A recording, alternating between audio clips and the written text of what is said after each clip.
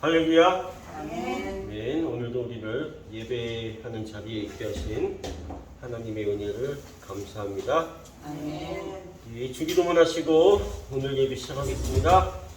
하늘에 계신 우리 아버지여, 이름이 거룩히 여김을 받으시오며 나라의 임하시오며 뜻이 하늘에서 이루어진 것 같이 땅에서 이루어지이다.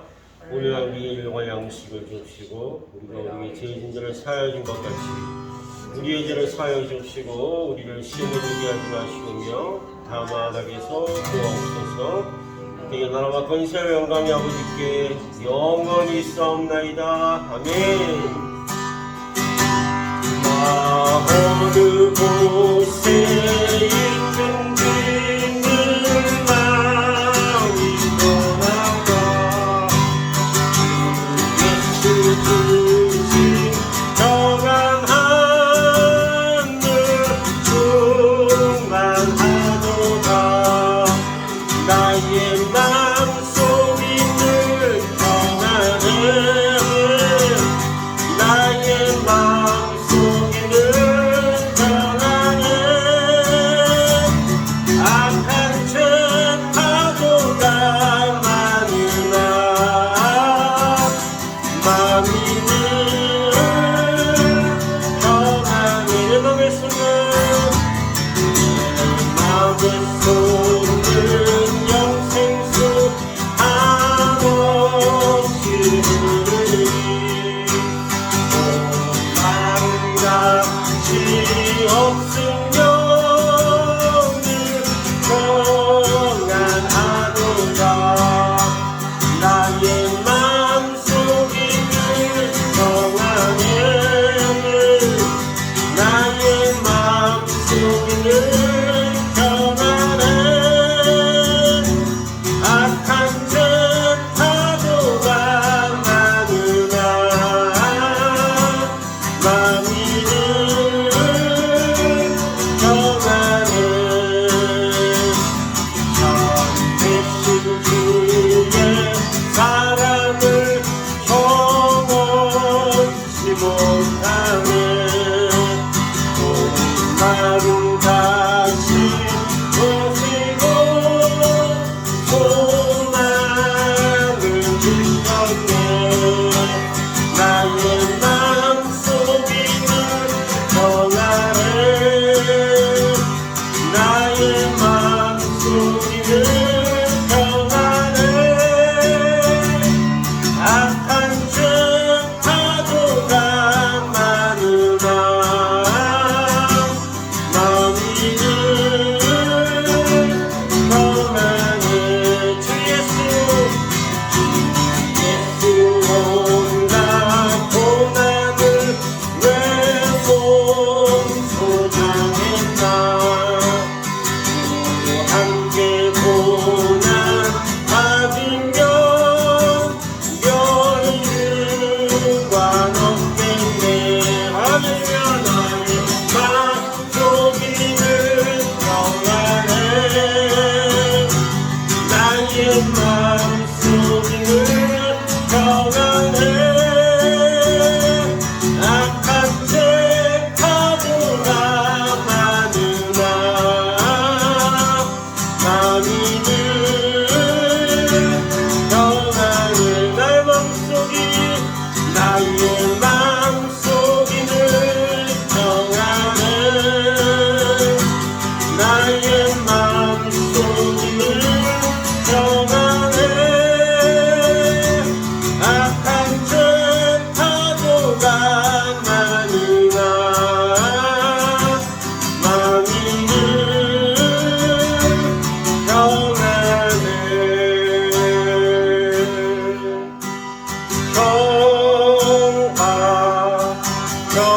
평화로다. 하늘 위에서 내려오네. 그 사랑의 물결이 영원토록 내 영혼을 덮으소서. 평화로다.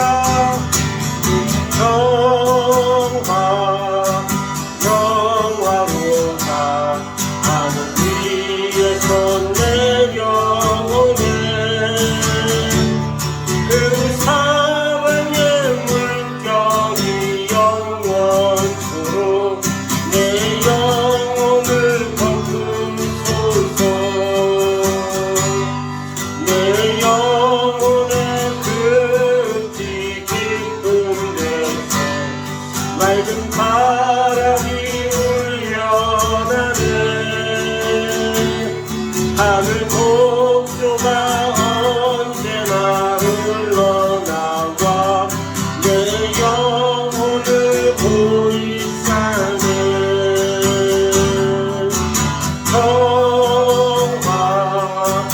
평화로다 하늘 위에서 내려오네 그 사랑의 물결이 영원토록 내 영혼을 덮으소서 내 땅 위에 험한 길 가는 동안 참된 평화가 어디 있나 우리 모두가 예수를 친구 삼아 참 평화를 누리겠네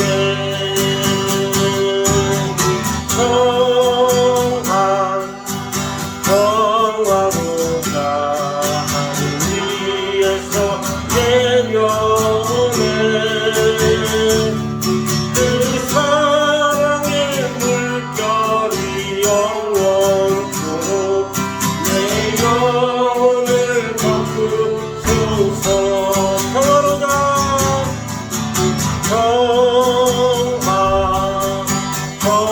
평화로다 하늘 위에서 내려오네 그 사랑의 물결이 영원토록 내 영혼을 덮으소서 그 사랑의 물결이 영원토록 내 영혼을 덮으소서 아멘. 이 믿음을 사도신경으로 고백하시겠습니다. 전능하사 천지를 만드신 하나님 아버지를 내가 믿사오며 그의 외아들 우리 주 예수 그리스도를 믿사오니 이는 성령으로 잉태하사 동정녀 마리에게 나시고 본디오 빌라도에게 고난을 받으사 십자가에 못 박혀 죽으시고 장사기 사흘 만에 죽은 자 가운데서 다시 살아나시니 하늘에 오르사 전능하신 하나님 우편함에 계시다가 저기에서 산자와 죽은 자를 심판하러 오시리라. 성령을 믿사오며 거룩한 공예와 성도가 주를 베푸는 것과 죄를 사하여 주시는 것과 무리다이 사는 것과 영원히 사는 것을 믿사옵나이다. 아멘.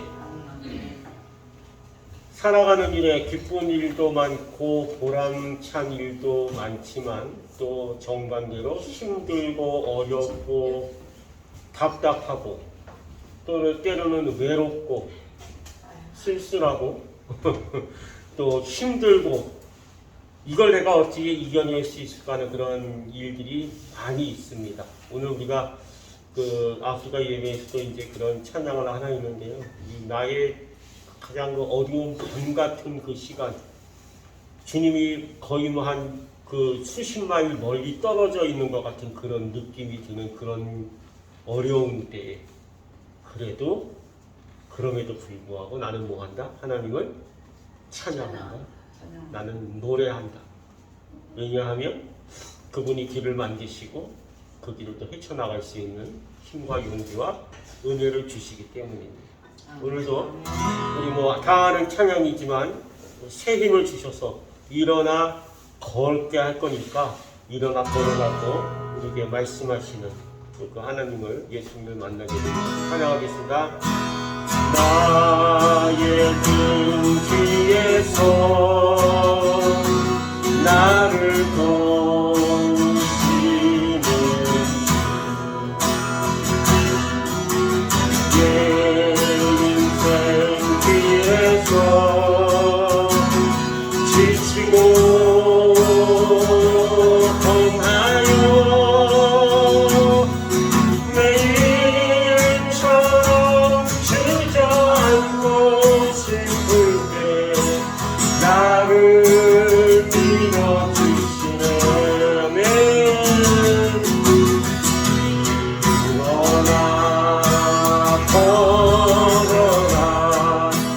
내가 새 힘을 주리니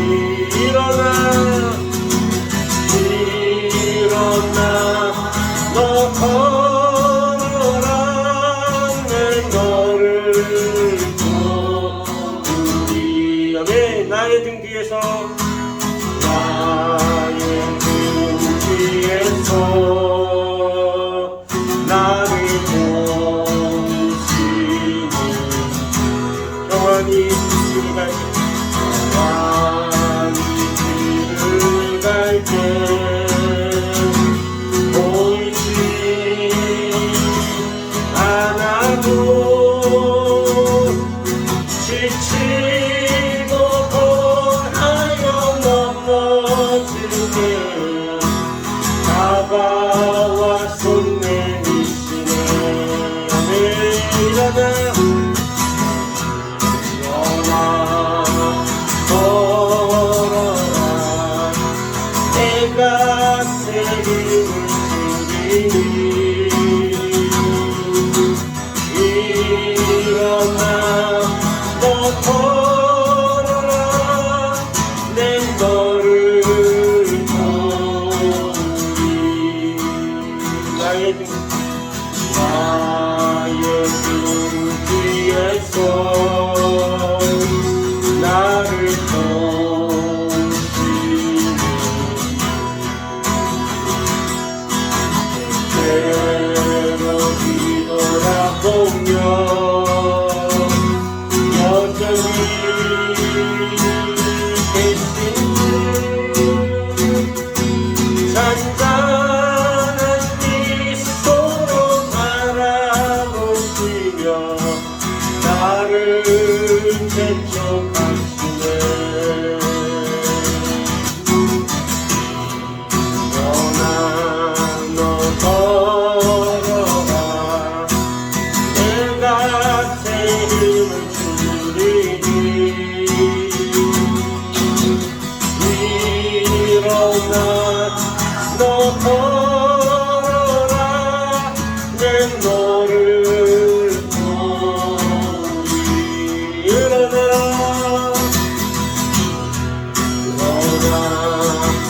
걸어라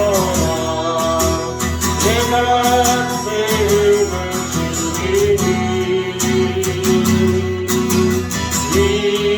일어나 너 걸어라 내 너를 도우리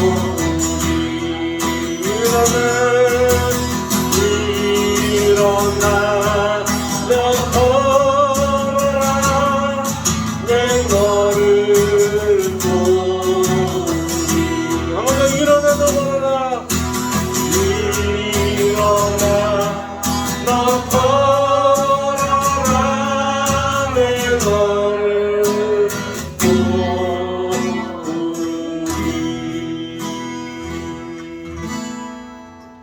아멘. 아멘. 힘드셔도 일어나 걸으시기 바랍니다. 아멘. 그러면 하나님께서 좋은 길로 인도하시기 때문입니다. 내 주를 가까이 하게 하는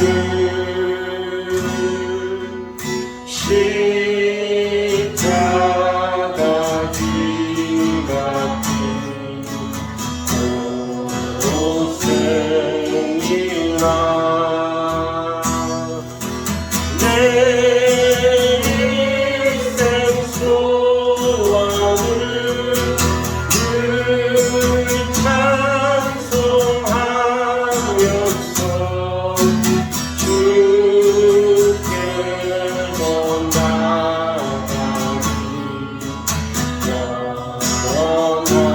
원합니다. 내 주를 가까이 내 주를 가까이 하게 하는 십자가 진 같은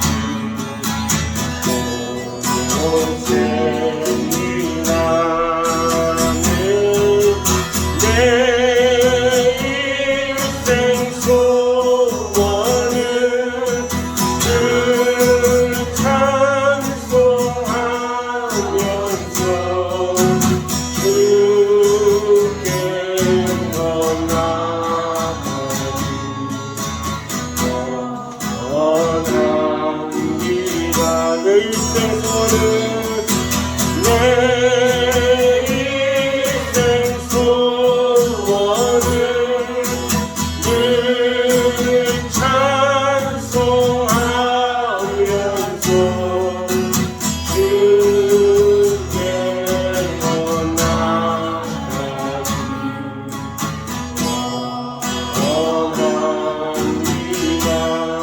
새로 나가기 주께서 나가기 원합니다.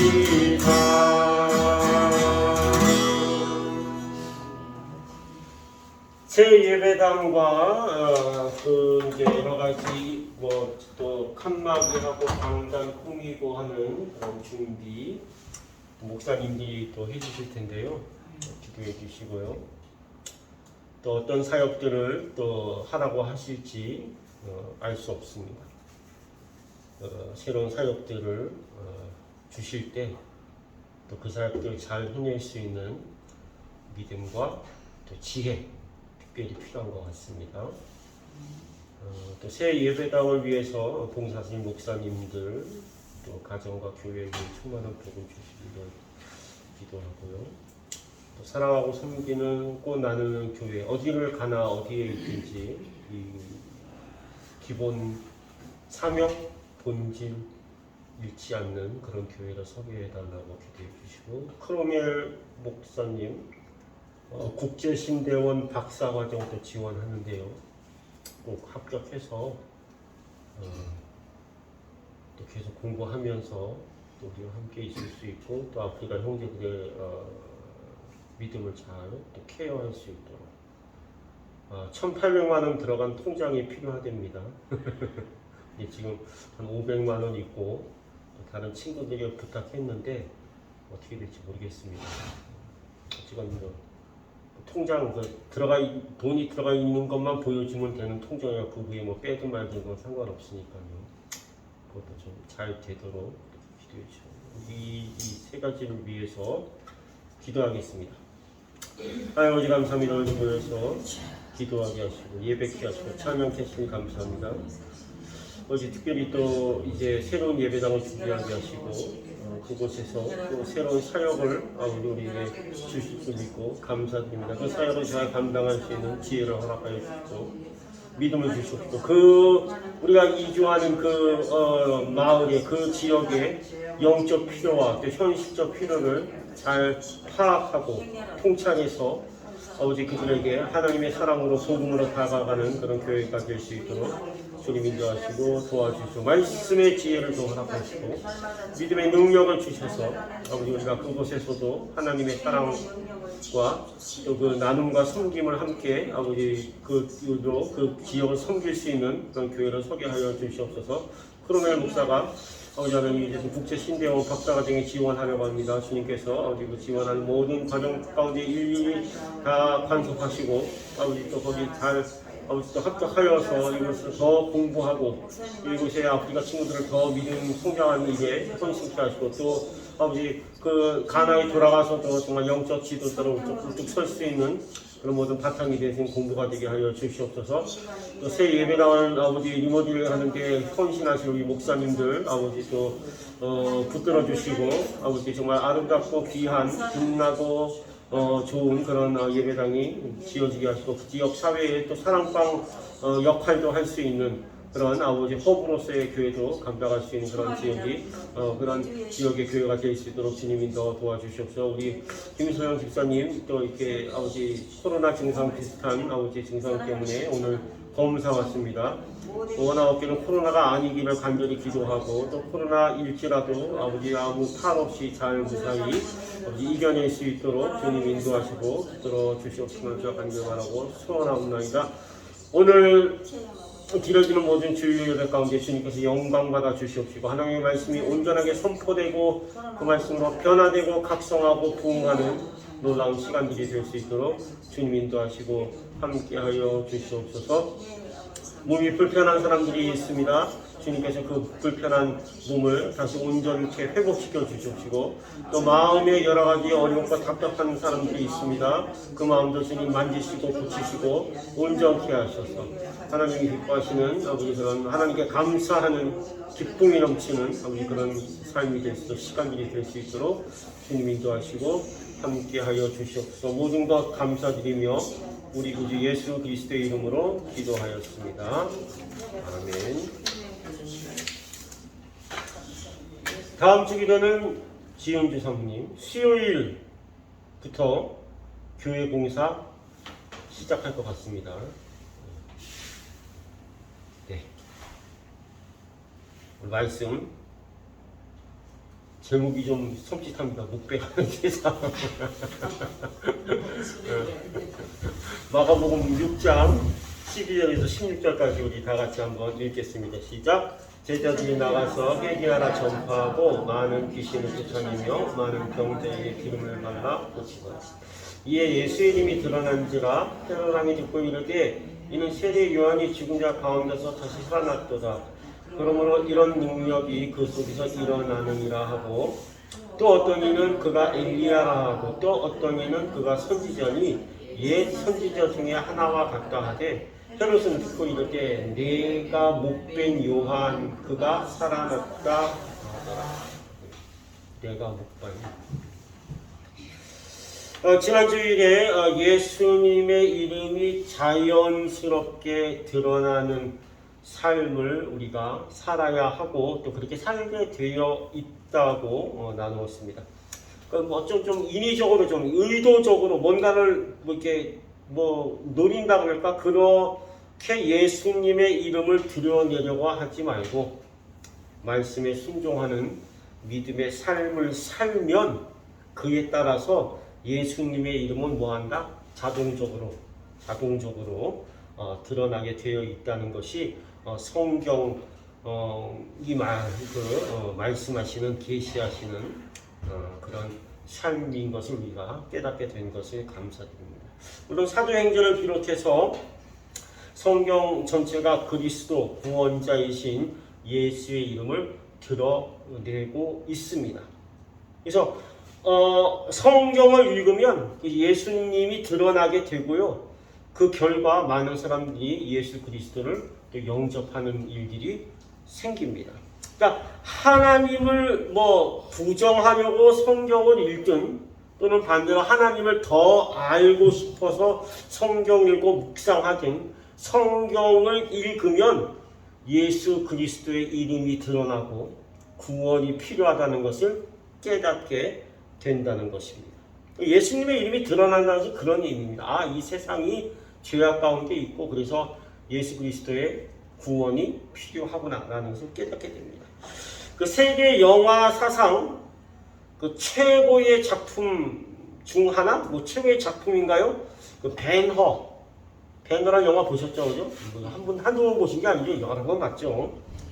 그 벤허는 원래 이제 그 소설입니다. 그 원작 소설을 쓴 작가가 이제 또 루 월리스라는 사람인데요. 19세기 말이죠. 1880년대 그 소설을 썼는데 이 사람은 그 당시 최고의 지성인 중에 하나였습니다. 똑똑한 사람이었다는 거죠. 근데 또 그 현대의 그 전형적인 그 인본주의적이죠. 그런 지성인답게 기독교를 배척했습니다. 그 말도 안 되는 소리 그런 걸 믿냐고 그러면서 그 예수 그리스도와 성경에 대해서 상당한 적개심을 가진 사람이었습니다. 그리고 이제 자기가 둘러보니까 사람들이 주변에 아직도 예수님을 믿는다, 교회를 다닌다, 죄, 구원 이런 이야기들을 하고 성경이 진리다라고 이렇게 하니까 말도 안 되는 소리를 이제 하고 있으니까 그 사람 입장에서는 내가 어떻게 해서든 사람들을 얽매고 있는 이 성경 또 기독교라는 굴레에서 사람들을 희망시켜야 되겠다 하는 그런 또 사명감을 느꼈어요. 그런 목표하에 이 사람이 이제 성경에서 그 오류를 찾아내려고. 그러니까 제가 얼핏 생각해요. 성경이 말도 안 되니까 이걸 읽기 시작하면 분석을 하면 수많은 오류들이 나올 것이다. 이렇게 하면 사람들이 이걸 더 이상 안 믿겠지. 이제 이런 생각을 가지고 성경에서 이제 그 오류를 찾아내려고 성경을 읽기 시작했습니다. 그런데 그 결과는 오류가 있기는커녕 뭐예요? 말씀대로 하나 1.1에 정말 오류가 없이 그 말씀이 다 예언대로 성취됐다는 것을, 그리고 앞으로 성취됐다는 것을 될 거라는 것을 이 사람이 깨달았습니다. 그리고 이 사람이 성경을 읽고 그 성경 말씀의 능력으로 사람이 이제 확 변화되어서 드디어 예수님은 하나님의 아들이시고 나의 구세주라는 그 믿음의 고백, 우리가 나는 마가복음 1장 1절 하나님의 아들 예수 그리스도, 그것을 받아들이고 그것을 세계관으로 삼고 이제 새롭게 살아가는 하나님 나라의 하나님의 사람이 되었습니다. 할렐루야죠. 그리고 이제 그는 자신이 그 깨달은 것들을, 이제 성경을 그 깨달은 것을 바탕으로 이제 쓰기 시작한 소설이 뭐냐 하면 그 유명한 이제 배너입니다. 배너. 그래서 이거 1880년에 발표했는데 처음에는 별로 인기가 없었어요. 왜 이제 그 당시에 사회 풍조가 이제 그 당시까지 유럽 사회, 미국 사회를 지배하던 그런 기독교적인 어떤 그 가치 체계에서 점점 이제 과학주의, 뭐 물질주의, 또 지성주의 뭐 이런 걸로 넘어가는 시기였기 때문에 사람들에게 별로 인기 없었는데, 그래도 서서히 인기가 있더니 이제 그 바람과 함께 사라지다가 뭐 1936년에 이제 소설로 나왔거든. 소설입니다. 그 소설로 나오기 전까지는 그 바람과 함께 사라지다까지는 최고의 그 베스트셀러가 되었다는 그런 이야기가 전해집니다. 그리고 이제 우리가 아는 그 영화 배너죠. 배너는 이제 1959년에 미국의 유명한 영화 감독이 윌리엄 와일러 감독이 그 영화를 만들었고, 다음에 이제 아카데미 시상식에서 11개 부분에 그 아카데미 트로피를 거머쥐는 그런 놀라운 성취를 달성했습니다. 최근까지 아카데미상 11개 받은 영화가 없었어요. 근데 최근은 아니지만 이제 좀 전에 이제 그 타이타닉, 영화 타이타닉도 11개를 받았고, 또 뭐 하나 또 있는데, 반지의 제왕, 그 청년들이 좋아하는 반지의 제왕도 아카데미상 11개를 받았어요. 그 반지의 제왕을 쓴 작가 이름 제가 잊어먹었는데, 그 양반도 그리스도인이에요. 그리고 그 20세기 초반에 최고의 그 기독교 변증가라고 불리는 C.S. 루이스의 아주 절친입니다. 그래서 그 반지의 제왕이 얼핏 보면 무슨 허무맹랑한 무슨 이상한 그 뭐 요정도 나오고 막 그런 귀신 얘기 같은 그런 거지만, 그 안에는 어떤 기독교적인 그런 시선이 담겨 있고요. 그리고 그 C.S. 루이스가 썼던 그 나니아 연대기라는 그 책도 성경을 이렇게 패러디한, 그래서 아이들이 쉽게 이해할 수 있는 그런 성경적 개념을 가지고 있는 작품들이라는 것입니다. 어쨌건 이 윌리엄 와일러 감독이 이제 영화를 만들고 다 편집 끝나고 이제 만든 사람들을 초대해서 이제 영화 개봉하기 전에 시사회를 하잖아요.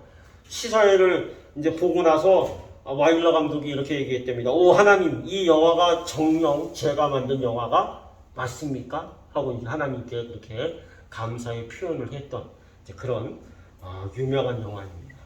그러니까 이 원작을 쓴 루 월리스나 그걸 또 이제 한참 뒤에 영화로 만든 그 윌리엄 와일러 감독이나, 저는 이 두 분이 바로 예수 그리스도의 이름이 드러나게 했다. 그러니까 예수님의 이름을 드러내려고 소설을 쓰고 영화를 만들었을 확률도 있지만, 그러나 어쨌건 이분들이 그 소설을 쓰고 또 그것을 영화로 만들고 하면서 결과는 뭐냐면 예수의 이름이 세상에 드러났다는 것이죠.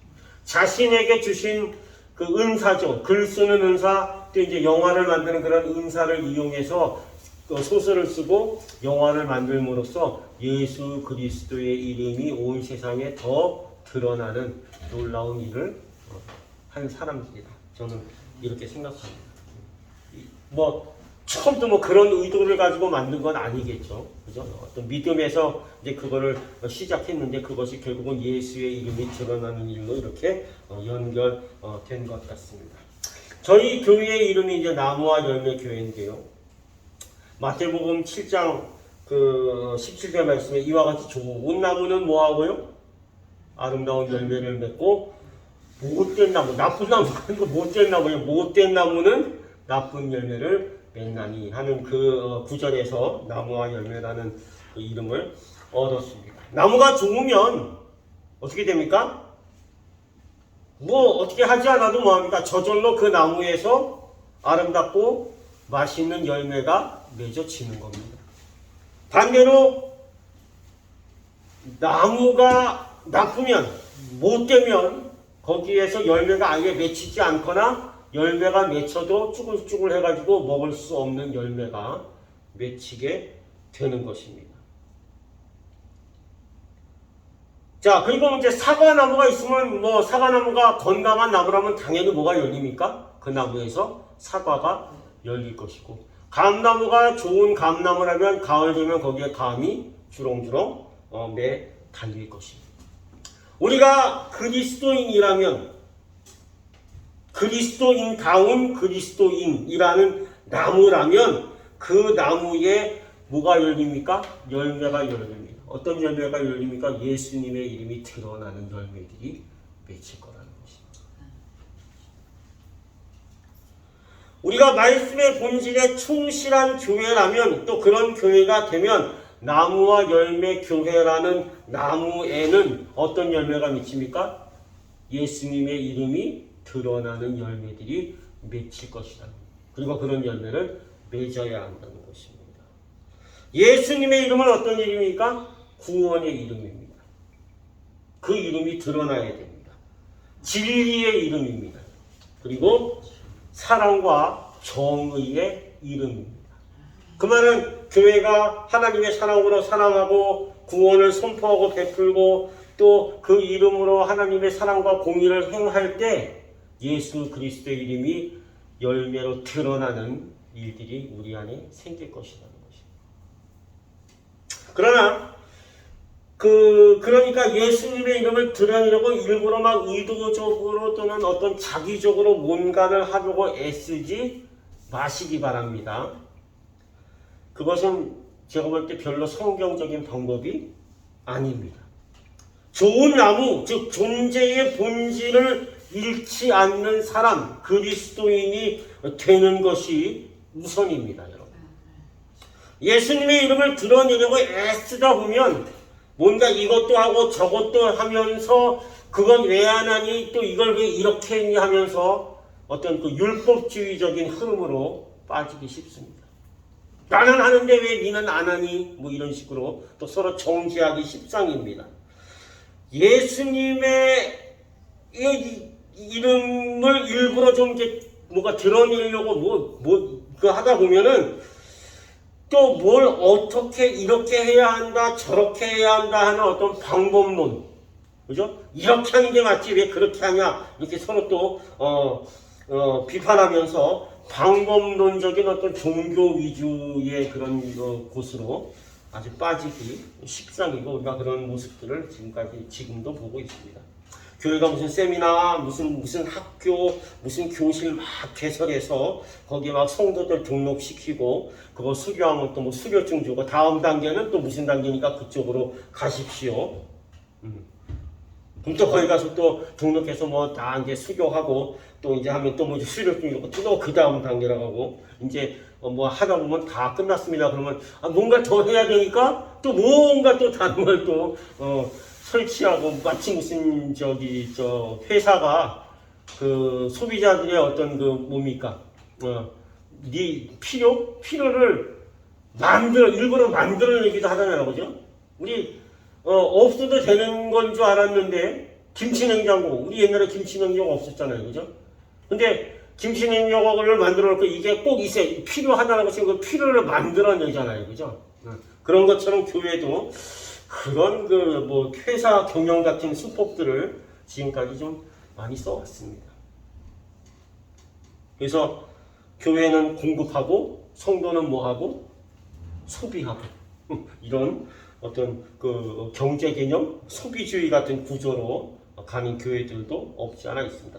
그렇다고 뭐 그런 세미나 무슨 학교 교실 이런 것들이 뭐 무용지물이고 악하다는 소리는 절대 아닙니다. 예. 필요한 훈련과 교육은 당연히 교회가 준비하고 또 성도들은 그런 교육 프로그램에 참가해야 됩니다. 하지만 그런 프로그램에 참여하고 그걸 수료하고 마치고 다음 단계로 넘어가고 그래야 또 뭐 장로가 되고 안식사가 권사가 되는 그런 교회 직분을 받는데 뭐 필수 사항이 된다거나, 그것으로 더 나쁘게는 그 사람의 믿음을 판단하는 잣대가 되는 것은, 이것은 엄청난 종교주의 율법주의라는 것입니다.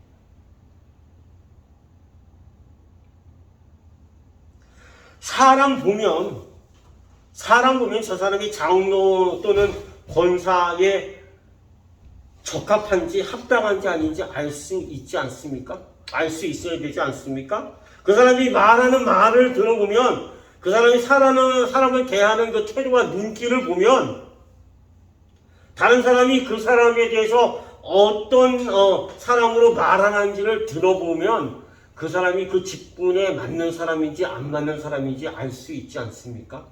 근데 왜 이상한 잣대들을 들이대면서 직분 장사를 하는지 저는 모르겠습니다.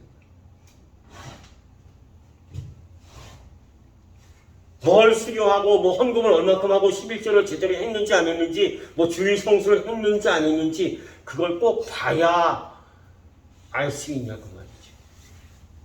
자, 오늘 본문에 우유부단하고 아주 악한 헤롯왕과 그 헤롯왕의 왕비 악녀죠, 악녀 헤로디아 그리고 세례 요한의 그 죽음 이야기, 제가 밑에 구절은 안 써놨는데요. 그런 이야기들이 마가복음 6장 12절 이하에 계속 등장합니다.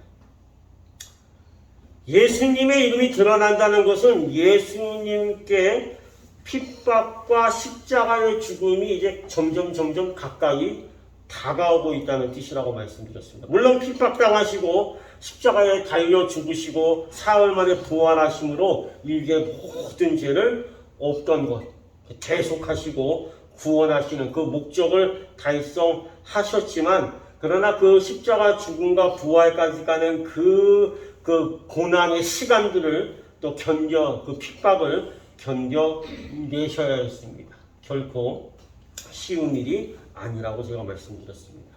오늘 읽은 본문에서도 예수님의 이름이 드러난 것에 대해서 사람들이 다양한 반응을 일으킵니다. 헤롯왕은 뭐라 그랬습니까? 아유, 내가 죽인 세례 요한이 죽은 자 가운데서 뭐 했다? 다시 살아났다. 어떤 사람들은 와, 엘리야야, 엘리야. 어떤 사람들은 뭐 엘리야급은 아니고 여러 선지자들 중에 한 선지자 같아. 뭐 이런 반응들을 보였습니다. 그 중에 가장 좀 무서운 것은 누구의 반응입니까? 헤롯의 반응입니다.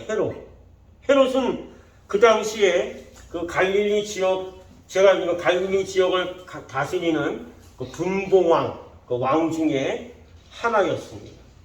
그는 그 지역에서는 무소불위의 권력을 지닌 권력자였고 왕이었고 이미 세례 요한의 목을 벤 악당 중에 악당이었기 때문입니다. 예수님에게 어떤 해코지를 할지 알 수 없지 않습니까? 이 성경에는 헤롯왕이 좀 여러 명 나옵니다. 예수님 탄생하실 때 왕이 누구예요? 그때도 헤롯왕이에요. 근데 그 헤롯왕이 지금 마가복음 6장에 나오는 예수님이 30살 넘었을 때 헤롯왕은 아니에요. 그 예수님 탄생할 때 왕은 헤롯왕은 헤롯 대왕, 그래서 오늘 나오는 이 헤롯 안티파스 안디바인데요. 이 헤롯 안디바의 아버지 왕입니다. 그리고 또 이제 빌립이 나오는데요. 헤롯 빌립이 나오는데요. 이 빌립도 역시 헤롯 대왕, 예수님 태어날 때 헤롯 왕인 그 헤롯 대왕의 아들입니다. 근데 엄마는 다 다릅니다. 그래서 헤롯 빌립 1이 있고 헤롯 빌립 2가 있습니다. 오늘 나오는 빌립은 헤롯 빌립 1이고요. 또 헤롯 빌립 2는 헤롯 대왕과 그 이집트의 그 유명한 클레오파트라 여왕 사이에 나온 아들이 또 헤롯 빌립 2가 또 있습니다. 뭐 왕이니까 뭐 마누라가 여러 명 있었겠죠. 근데 이제 이 헤롯 빌립의 원래 부인이 헤로디아였습니다. 근데 헤롯 빌립이 아마 34살쯤에 갑자기 죽었어요. 그랬더니 이제 이 헤롯 안디바, 그 세례 요한을 죽인 헤롯 안디바가 그 헤로디아를 자기의 부인으로 취합니다. 근데 이 헤로디아는 또 누구냐 하면 그 헤롯 빌립과 헤롯 안디바의 또 다른 배다른 형제인 그 이름이 뭐더라? 그 배다른 형제의 딸입니다. 딸. 그러니까 이게 어떻게 되는 거예요? 그 헤롯 빌립과 헤롯 안디바가 누구랑 결혼한 거예요? 조카딸하고 결혼한 조카딸하고. 뭐 서양에서는 사촌끼리도 결혼하고 뭐 그런 것까지는 용납되는데 조카딸하고 결혼한다는 건 좀 이건 말이 안 되고, 그것도 어떤 한 그 이복 형제의 아내였는데 그 이복 형제가 죽었다고 그 아내를 자기 아내로 취했으니까 이건 뭐 상식적으로 일어나서는 안 되는 일이죠. 그래서 세례 요한이 뭐였습니까? 야, 그걸 지금 왕인 네가 그걸 할 짓이냐라고 이제 비판을 했죠. 지적을 했죠. 그랬더니 헤롯이 뭐 합니까? 헤로디아가 부추겼겠죠. 아유, 저거 좀 잡아들여 해가지고 어떻게 합니까? 감옥에 가둡니다. 그리고 헤롯의 그 생일날 그 임금의 왕이나 뭐 이제 고관 대작들이 모여서 이제 생일 파티를 하는데 아마 이제 술이 좀 거나하게 취했겠죠. 그때 이제 자기 딸 살로메를 이제 헤롯 왕한테 보내서 이제 막 춤을 추게 만듭니다. 이제 헤롯 왕이 춤을 너무 잘 춘다. 너의 소원이 무엇이냐? 이 나라 방이라도 내가 줄게. 그랬더니 그 헤로디아 살로메 딸이죠. 딱 쪼르륵 엄마한테 가서 엄마 뭘 상으로 달라고 할까? 그랬더니 요한의 머리를 달라고. 딸이 이제 살로메가 다시 들어와서 헤롯 왕한테 요한의 머리를 주십시오.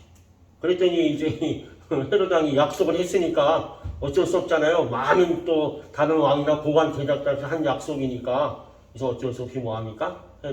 세례 요한의 머리를 잘라서 쟁반에 담아서 그걸 살로메한테 주니까 그 살로메는 이제 자기 엄마 헤로디아한테 머리를 갖다 줘서 헤롯 왕과 헤로디아가 세례 요한으로부터 이제 자유케 되었습니다. 어쨌든 죽었으니까 이제 다시는 자신들의 그 부당한 결혼에 대해서 뭐 말 안 할 거 아니에요, 그죠? 근데 이제 예수님이 등장했어요. 근데 보니까 예수님이 세례 요한보다 더 세 보이거든. 그랬더니 이제 두려워하는 겁니다. 큰일 났다. 이 예수님이 내가 죽인 세례 요한이 이거 다시 살아난 거 아니냐. 그래서 이제 이렇게 불안한 모습들을 우리가 볼 수 있습니다. 이 헤롯, 이제 성경은 주로 헤롯 왕을 이제 탓하죠. 헤롯 왕이 죽었다고 했는데, 뭐, 창세기에도 하와가 따먹었는데 책임은 누가 다집니까? 아담이 이제 같이 다 지는 것처럼, 저는 이 헤롯 왕을 뒤에서 조종하고 가지고 논 사람이 누구냐면 바로 이 악랄한 헤로디아인 것 같습니다. 제가 뭐 여성을 비하하는 그런 의미가 아니고요. 그 뒤에 배경에는 이 여자도 얼마나 이게 좀 뭐라고 할까? 조카 딸이 빌립 삼촌과 결혼했다가 그 남편이 죽고 나니까 또 헤롯 안디바 삼촌하고 또 결혼을 하잖아요. 그러니까 이 여자도 이게 정상이 아니고 비정상도 한참 비정상인 여자인 거죠. 아주 악이 막 머리 끝까지 차 있는 그런 여자가 아닌가 생각합니다. 그 와중에 세례 요한이 묵배임을 당하고 희생을 당한 것입니다. 말라기 이후에 말라기 선지자 이후에 예수님 오시고 세례 요한 오시고 약 400년 동안 이제 구약 중간사라고 하는데 선지자가 없었고요. 하나님의 말씀이 선포되지 않았습니다. 계시의 말씀이. 그러다가 드디어 세례 요한이 나왔는데 그 세례 요한이 어떻게 됩니까? 묵배임을 당해 죽습니다. 자, 근데 읽다 보면 이제 그 세례 요한이 죽는 헤롯 왕과 그 이야기가 이 마가복음 6장에 이제 한참 나오는데요. 그런 생각이 드는 거야. 아니 근데 이 얘기를 왜 여기다 넣어놨지? 마태도 넣어놨습니다. 누가랑 요한복음에 나오지 않습니다. 아니 왜 이걸 여기다 넣어놨지 도대체? 별로 기쁜 소식도 아닌데 복음을 전하시다가 복음에 대한 책을 쓰다가 마태나 마가가 왜 이 헤롯 왕이 세례 요한을 목베어 죽인 이야기를 장황하게 자세하게 이렇게 써놨을까 하는 그런 생각이 듭니다. 왜 그랬을까요? 거기 내가 이 얘기를 왜 쓴다는 그런 그 설명은 없어요. 마가와 마태가 이 헤롯 왕이 세례 요한을 목베어 죽이는 이야기를 쓴 의도는 성경에 나와 있지 않지만 지금 1장 1절부터 지금까지의 분위기를 본다면 이 세상의 어떤 한 단면을 보여주면서 이 세상에 필요한 것은 무엇이다? 뭐 강력한 왕도 아니고 왕같이 오시는 메시아도 아니고 돈도 아니고 명예도 아니고 권력도 아니고 또는 뭐 뛰어난 기술도 아니고 이 세상이 정말 필요한 것은 무엇이다? 죄로부터의 구원이다 라는 것을 이 사건을 통해서 말씀하고 있습니다. 구원이 필요하다는 것은 지금 이스라엘 이 땅이 성전이 있는 예루살렘 성전이 있는 이스라엘 뭐 말씀이 있고 율법이 있고 뭐 있는 이 땅임에도 불구하고 이 세상 전체는 이스라엘 포함해서 다 뭐라는 거예요? 쉽게 말해서 개판이라는 거예요. 죄로 물들어 있는 세상이라는 걸 이 사건을 통해서 하나의 예를 들면서 그걸 단적으로 막아는 역설하고 있는 것입니다. 나라의 왕족인데 헤로디아도 그렇고 뭐 헤롯 빌립도 그렇고 헤롯 안디바도 그렇고 그러나 하나님의 공의로 나라를 다스리는 어떤 모범을 보여야 했음에도 불구하고 그러기는커녕 완전히 비상식적이고 비양심적이고 완전히 일그러진 삶을 살고 있는 그 헤롯 왕가의 그런 행태, 그 현실을 중간에 삽입해서 끼워 넣어서 이 세상에 정말 필요한 것은 무엇이다? 구원이고 죄로부터의 구원이고 죄를 자각해서 구원받는 것이고 그래서 우리에게 누구 필요하다? 하나님의 아들이시며 그리스도이신 예수님이 필요하다는 것을 간접적으로 보여주는 것입니다. 여러분 세상의 권세자들은요 그 왕이나 군주, 지금으로 말하면 대통령, 총리, 뭐 장관 이런 사람들이잖아요. 다 하나님이 세운 사람들입니다. 하나님이 세우신 사역자들이에요. 로마서 13장 1절 4절에 나와 있습니다. 한번 보여주세요. 요거 조금 그림 예.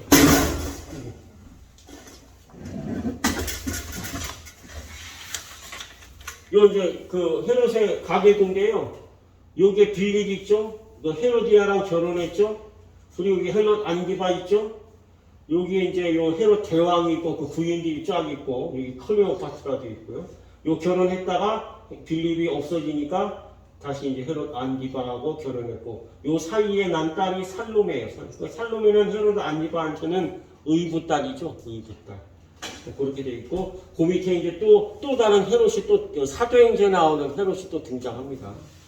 헤롯 왕가의 사람들이죠. 로마서 읽어보겠습니다. 시작. 각 사람 위에 있는 권세들에게 복종하라. 권세는 하나님으로부터 나지 않음이 없나니 모든 권세는 다 하나님께서 정하신 거라. 그는 하나님의 사역자가 되어 내게 선을 베푸는 자라. 그러나 내가 악을 행하거든 두려워하라. 그가 공연히 칼을 가지지 아니하였으니 하나님의 사역자가 되어 악을 행하는 자에게 진노하심을 따라 보응하는 자라. 그래서 그는 권세자들입니다. 왕이나 총리, 대통령 같은 그죠? 그걸 다 누가 세우셨다고요? 하나님께서 다 정하신 거고 그래서 하나님의 사역자다. 그러니까 하나님 일하는 사람이다 그 말이에요. 물론 이제 온전한 상태를 말하는 거죠. 그들이 하나님을 알든 모르든 하나님께서 부여하신 어떤 자유의지와 양심과 또 상식적인 윤리 도덕을 기준해서 선과 악을 판단하고 평가하고 심판하는 그런 권세를 받은 하나님의 사역자들이라는 것입니다. 권세자들이 그것을 또 하나님의 사역이라는 것을 인식하든 인식 못하든 그들의 양심과 윤리 도덕에 합당하게 통치를 해야 한다는 것이고 그래서 그렇게 통치될 때 그들에게 복종하지만 헤롯 안디바와 헤로디아처럼 악을 행할 때는 세례 요한처럼 또 뭐 해야 된다? 그들에 대해서 죄라고 지적할 수 있어야 된다. 이 말씀을 하고 있습니다. 사악한 헤롯과 안디바 그리고 헤로디아 그들을 이게 올고든 말했다가 옥에 갇히고 결국은 목배임을 당하는 이 세례 요한의 비극. 그래서 오늘 제가 목배는 세상이라는 좀 끔찍한 설교 제목을 달았습니다. 잘못하면 뭐예요? 우리 목을 베간다는 거예요. 하나님의 말씀대로 행하고 예수 그리스도의 이름이 드러나는 삶을 살 때 복도 받지만 이렇게 목 베가는 일도 일어난다는 것이죠.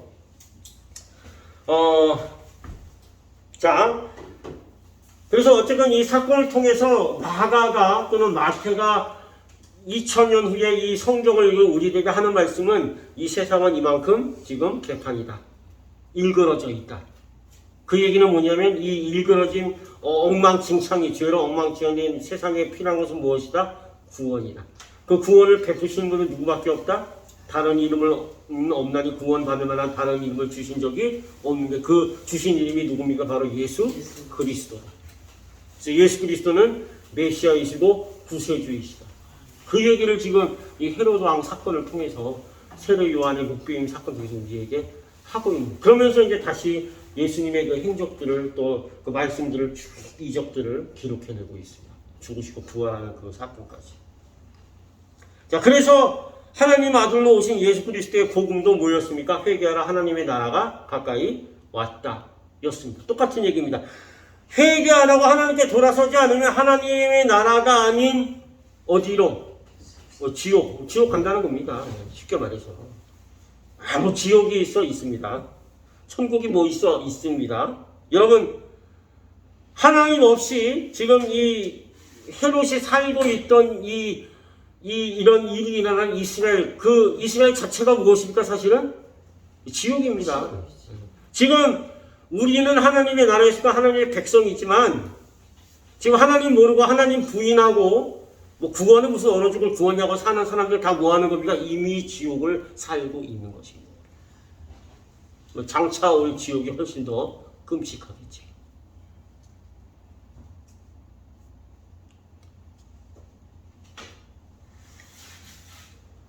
자, 그래서 오늘 우리가 배울 교훈은 세상을 바라보는 그 관점입니다. 제가 말씀드린 세상은 하나님의 창조 세계입니다. 이 창조 세계를 창조하시고 하나님이 뭐라고 하시면 인간까지 창조하시고 보시기에 심히 좋았더라. 그 심히 좋았더라는 평가는 지금도 계속되고 있습니다. 우리가 자연 세계를 볼 때 또 선한 사람들을 볼 때 역시 선한 세계가 맞구나 판단되지만 또 한편으로는 인간의 죄로 말미암아서 사탄의 유혹에 빠져서 이 세상이 못된 것도 맞습니까? 깨지고 하나님의 그 어떤 진리와 평화가 깨지고 창조의 원리가 깨지고 세상이 엉망진창이 된 것도 또 맞습니다. 그리고 그 엉망진창된 세상을 다시 뭐하기 위해서? 회복시키기 위해서. 죄 속에서 엉망진창으로 지옥을 사는 사람들 뭐하기 위해서? 다시 천국으로 이끄시기 위해서 누가 오셨습니까? 예수 그리스도께서 이 땅에 오신 것입니다.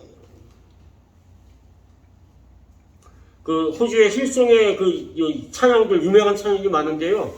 그 이름 아름답더라는 찬양에 제가 시편 나누면서 소개했지만 그런 찬양이 있습니다.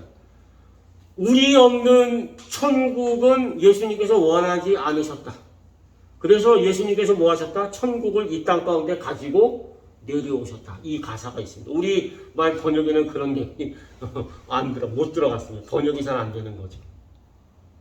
예수님께서 나 없는 천국은 아무 의미 없고 필요하지 않았기 때문에 뭐 했다?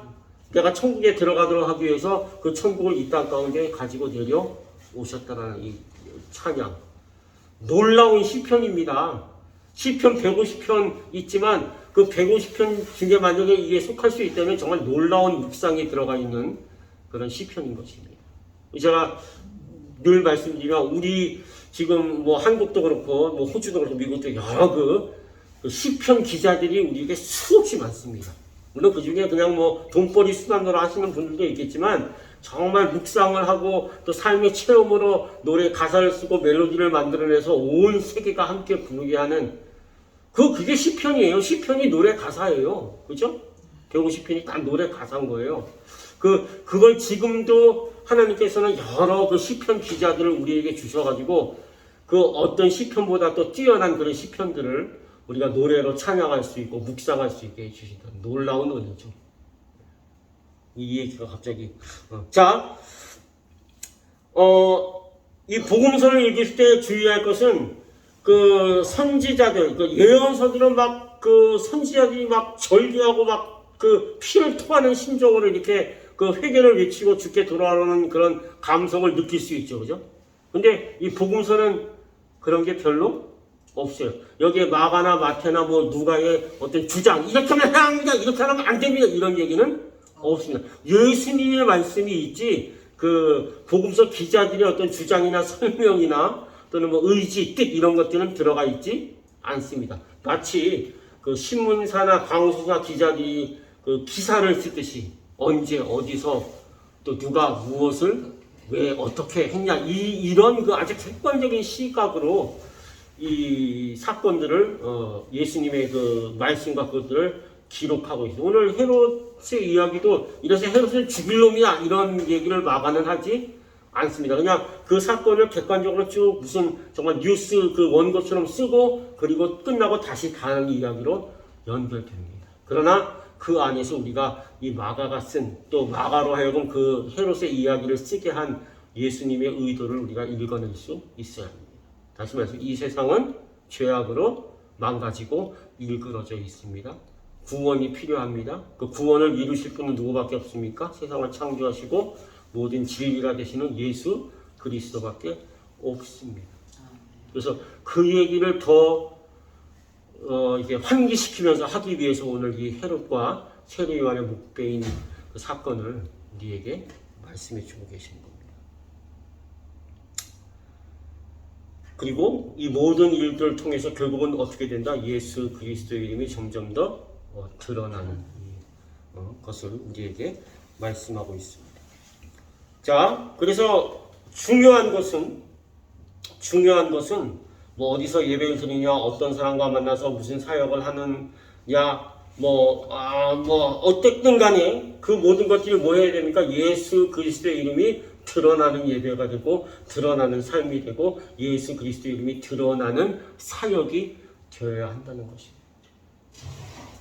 그래서 그 예수님의 이름이 생명이 되는 삶, 우리의 믿음의 삶이 그렇게 예수 그리스도의 이름을 드러내는 삶이 되기를 우리는 마음으로 바라고 기도하고 그렇게 살아야 한다는 것입니다. 그런 삶의 주인공들이 되시기를 간절히 소망하며 축복합니다. 아멘. 기도하겠습니다. 하나님 감사합니다.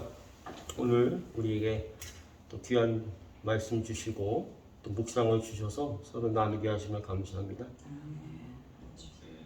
헤롯왕이 세례 요한을 묵배어 죽일 만큼 제일 탑 클래스에 있는 그 왕족들부터 그만큼 타락하고 일그러져 있다는 것, 그것이 심지어 하나님의 택하심을 받은 이스라엘 민족 중에 그런 일이 있다는 것 자체가 이 세상이 얼마나 일그러지고 망가지고 하나님의 창조 세계를 훼손했고 인간성이 훼손되고 그래서 이 세상에 구원이 필요하다는 것을 역설적으로 마가가 오늘 말씀하고 있다는 것을, 예수님이 말씀하고 있다는 것을 깨닫게 하시고 이 일그러지고 망가진 세상을 다시 재생시키고 또 정복하고 경작하는 일에 교회를 부르셨사오니, 즉 구원하는 일에 우리를 부르셨사오니 그 구원의 아버지 천병으로서의 우리의 사명을 감당할 수 있는 그런 교회가 되게 하여 주시옵소서.